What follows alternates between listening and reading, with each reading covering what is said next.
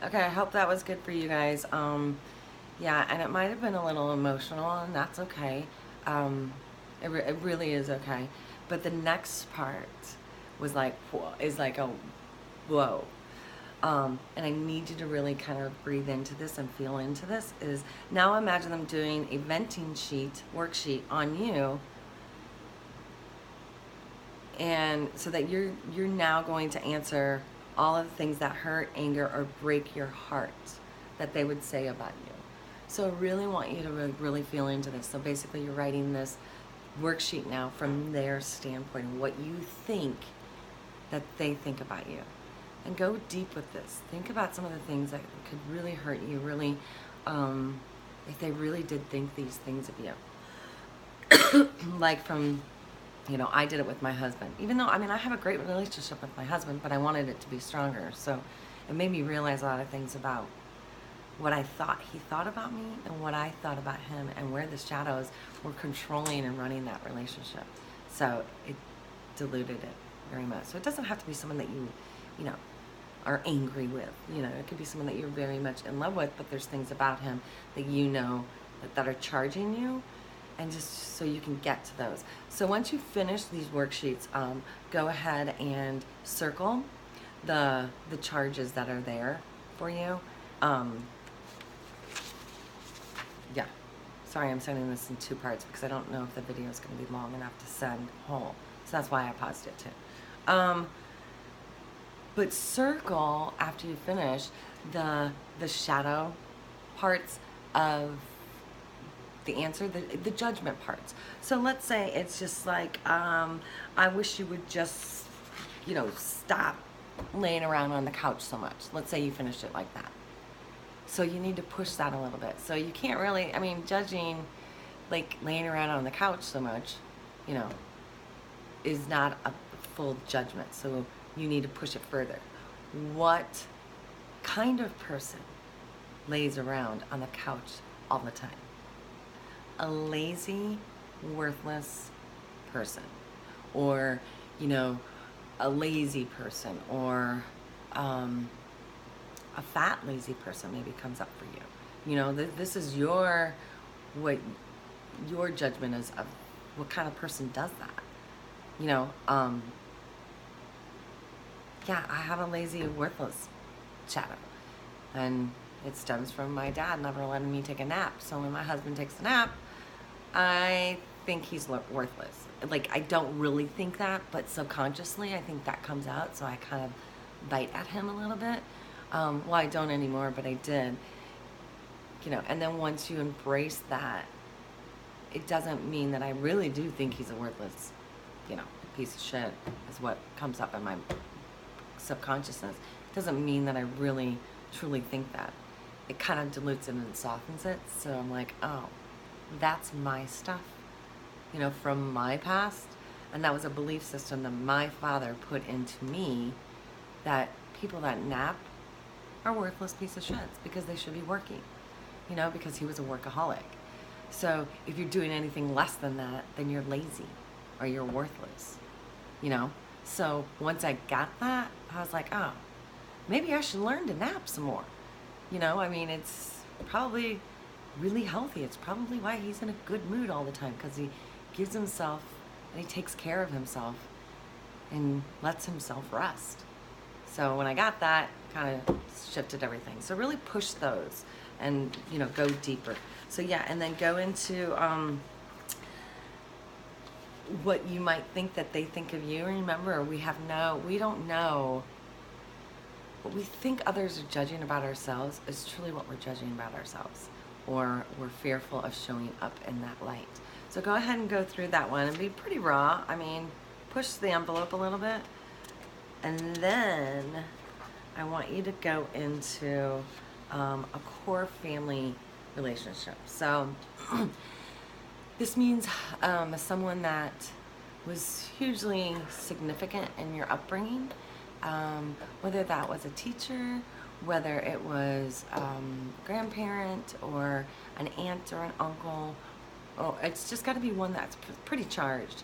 Mine, and not that it has to be a bad relationship, but it has to be one that you wished could have been better, or you still, in this moment, wish it was a stronger and better relationship? So think about who that person is.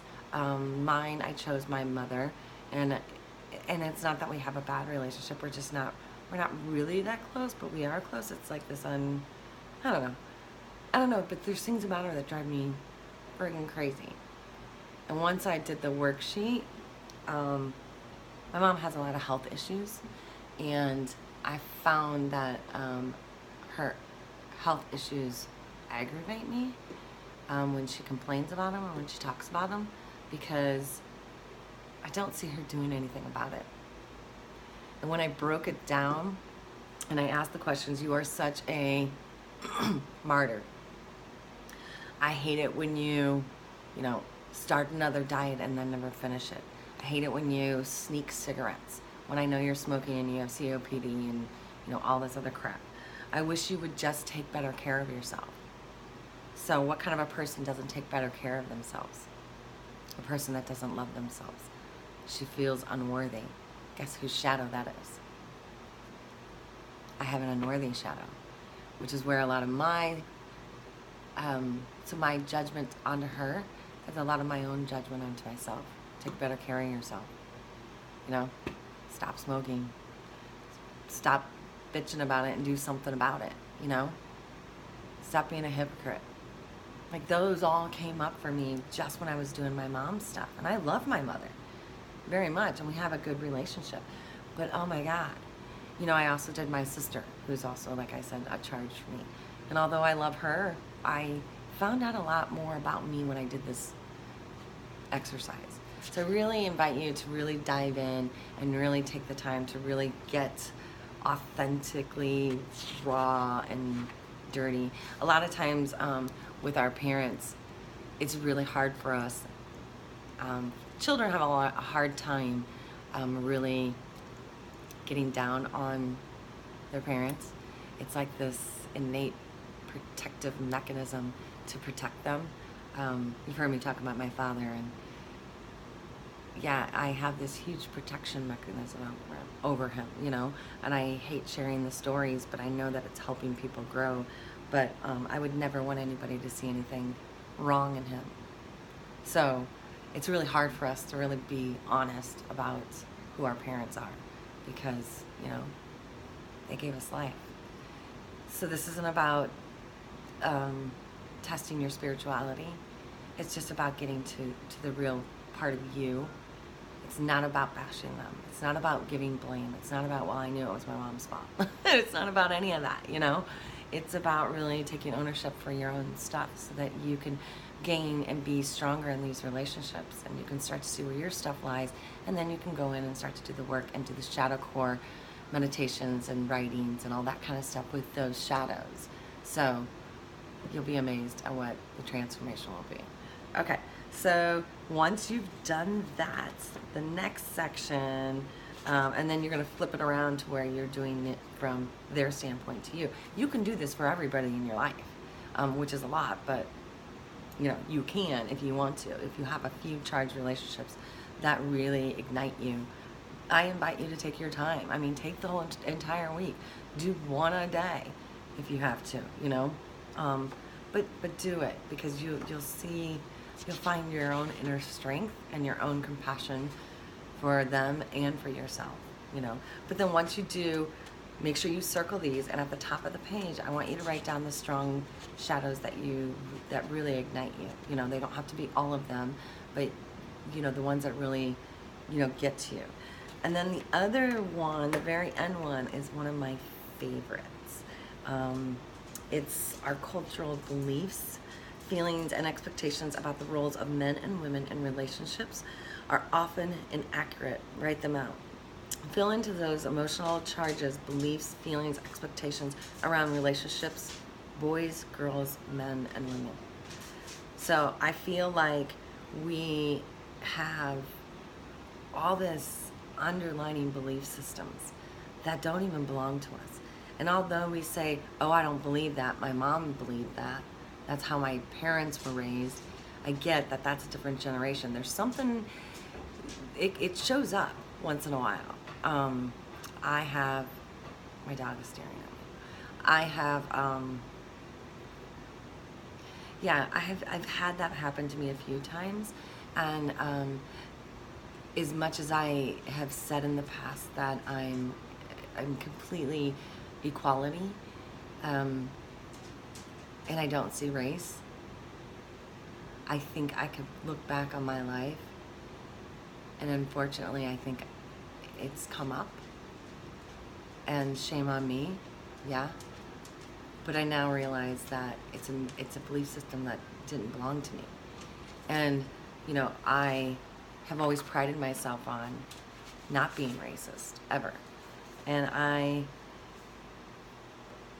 think I had been, and I had to come to that humbling, shameful place, like, oh crap, did I really say that one time? Or, you know, did I think differently of somebody because their cultural background? Like, oh my gosh. And then it made me realize that as much as I praised on not being racist, that maybe, you know, maybe it was just embedded in me. And once I got that, it diluted it. It wasn't this overpowering, like I have no racism. It was just a fact now. I didn't have to preach it from the, you know, mountaintops like I had in the past. So it's just a known fact now. And knowing where they came from. I mean, maybe some of you have religious beliefs that were placed on you. You know, you never get divorced. I know someone very close to me that was raised on that belief, and I don't know why she took that, because, you know, it's my sister, and I didn't take that, but somewhere along the line, she watched my parents stay together for 48 years through really, really hard times, and the message was delivered to her that you never get divorced, no matter how miserable you are. I don't believe that, but that's her perception of what she gained. So there's this place in her that says, yeah, maybe it's that. Maybe it's you don't have sex out of wedlock, you know, and what are the belief system? Is that your belief system? Or does that belong to somebody else? And what does that really mean? You know, so go through those questions, because those are pretty powerful. And, you know, we're all raised differently. And like I said before, I was raised in a blue collar, you know, small, well, it's not really a small town, but I was raised in the Quad Cities. And it's very blue collar there.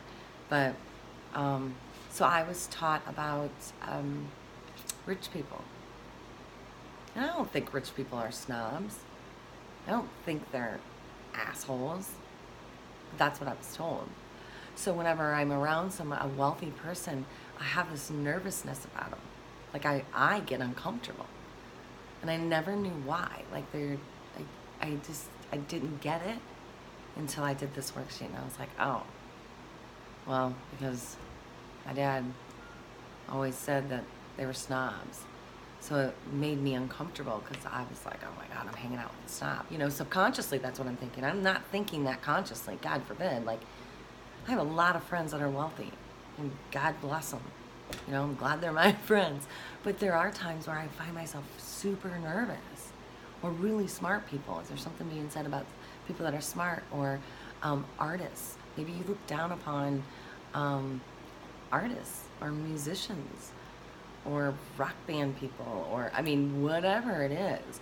But there's been cultural beliefs that have been put into us and instilled in us as a blueprint that really don't even belong to us. And consciously, we don't think that we believe them, but subconsciously they arise somehow, somewhere. And just find out what those are, because you'll really, truly get out of your own way when it comes to cultural beliefs. And you'll get really super humbled in what is and what is not.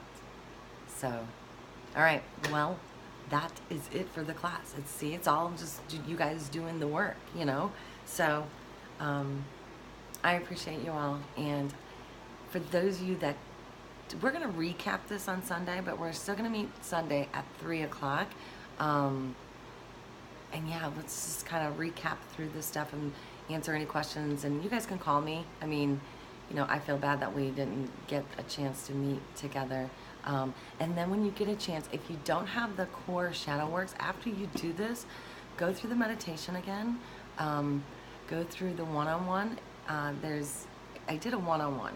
So you might want to go through and do the one-on-one, or maybe you go back through the family reunion and you meet all the shadows that you circle, and just take your time and work through it, and pause that guided meditation and maybe just take your time with each one, or take this time to write to each one of these shadows, or have the shadow write back to you, just like we're doing in this exercise. But if you get stuck, please email me, text me, or call me. That's what I'm here for. So if I don't hear from you guys, have an incredible week. Do the work. You'll thank me for it later. It's kind of hard. It's difficult at times. We don't want to be mean, and we don't want to be. We don't want to bring up some old wounds. But you know, this is going into the dark, so that you can shed the light back in there. Okay. All right. Have a great week, guys. Stay warm, and I will chat with you soon. Bye.